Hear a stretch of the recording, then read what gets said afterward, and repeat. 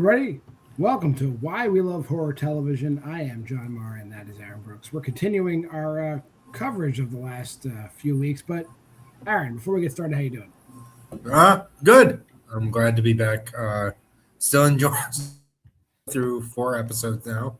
We're covering episodes 3 and 4 here today, but I still think it's good. Maybe a slight drop off from the opening 2. I don't know if that's the director or if it's just kind of the middle serious minutia, but still solid.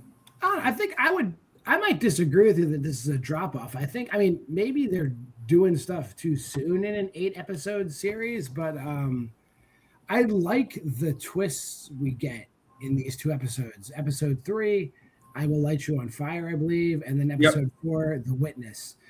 Episode 4 particularly extremely strong for me, really unveiling like the lore, like the stakes of what's gonna happen, or at least what the latest thing that is happening, because it seems like this is more layered than I imagined. Because like for the first 2 episodes we had the kind of reveal that Jennifer Jason Leigh's character, the mother of the family, is dying of a brain tumor, and that's kind of why everybody's weird.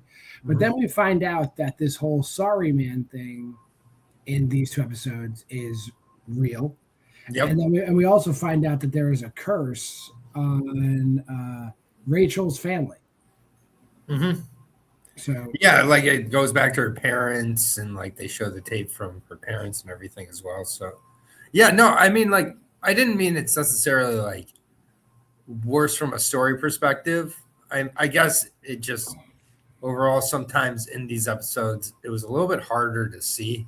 It's dark again, but it was like the first 2 episodes, I felt like the darkness was dealt with a little bit. So that's more what I meant, is like I just had trouble seeing at times.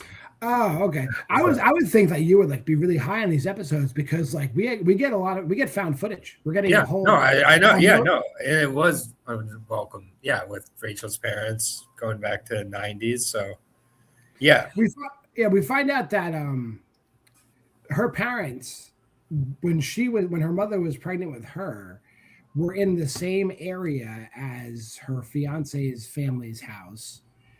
And the gentleman that she encountered at the bar in the first episode is the originator of the curse, I guess. Yeah. He's immortal to an extent. And since he was doomed that he would die if he married. Like if he didn't marry his true love, he would die. So he kind of called off his marriage and pushed the curse onto Rachel's family. Because way back in the day, I guess he had been engaged to one of her ancestors. And now everyone in succession in her family, if they don't marry her great grandparents. Yeah. If they don't marry their true love, the true love dies on the wedding night, which is what happened to Rachel's biological mother. Yeah. No, and I do like welcome. Some people might have a problem. I think the spelling out of the lore and like the confirming of it is like a very good move for the series here, because my concern like going into this was it was going to be a little bit just it's anxious inducing, meeting the family and getting married, man, it's all so crazy, and like that's a little bit been done before, and this I think adds some layers to it that make it a lot more interesting and fun.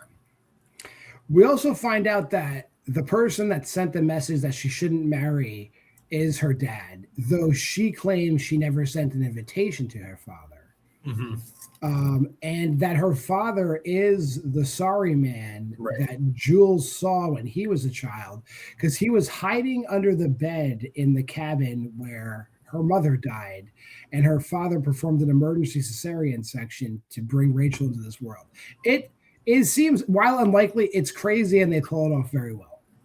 Yeah, no, I'm curious what further revelations we're going to get, because we're halfway through the show now, and it feels like they're still unloading quite a bit here. And yeah. With how they're confirming, like, the sorry man, like this, I'm glad they did it early on. I don't think we needed it to be like an overarching kind of mystery. I'm glad they kind of confirmed. So I feel like the showrunners know what they're doing with this show. I feel like it's like clicking on all cylinders for sure from that perspective. I think what I was more feeling was just the changing of the direction from each episode. It's just something I'm maybe a little more sensitive about. And so it feels a little not cohesive in that way at times, but yeah, we definitely get some styles clashing, I guess, because these two episodes were directed by the same person, but it's definitely a divergence from what we saw in the first two episodes. Yeah. But like now the stakes are, and the big question is, does Rachel really love Nikki? Like, is he her true love? Because if he isn't, she's going to die. Mm-hmm. Is the big question. And like, I don't know, I feel like he is. I don't think there's a problem in their relationship. No, yeah. So yeah, she seems just be in her own head here. Yeah. And then, of course, we get all the other members of the family, like Portia still going nuts, like Jennifer Jason Leigh's character still dying, Ted Levine still doing taxidermy. Everyone really coming to the table, I think. Yeah, everybody's showing up for sure. Yeah, no, it's just it's a good time. Starts with a skin dog, and just doesn't slow down from there. Yeah. I'm excited. I mean, we're only halfway through, and like I can't. You're right. I can't imagine we're done with the reveals. It feels like there's at least one more gigantic layer that's not being revealed yet. Yeah, no, and it's like it's always encouraging, because every once in a while, like one of the top shows. I don't know if this is number one on Netflix or not, but it's up there.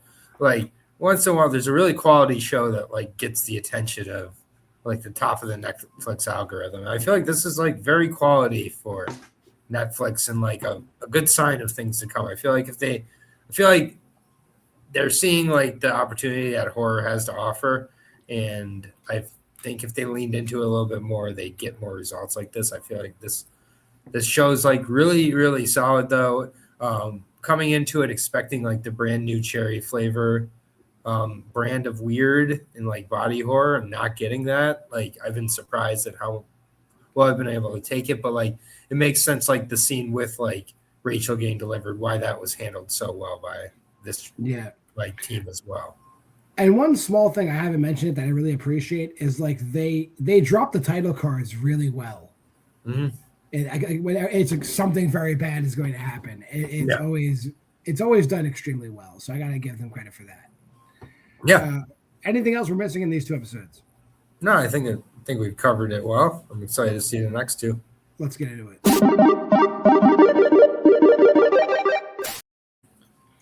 What's your rating for these two episodes? Yeah, I think overall, like the direction took a step back for me, but also the story took like a step forward for me. And I think most of the revelations and like story directions I'm agreeing with. So I'll keep it consistent. 4.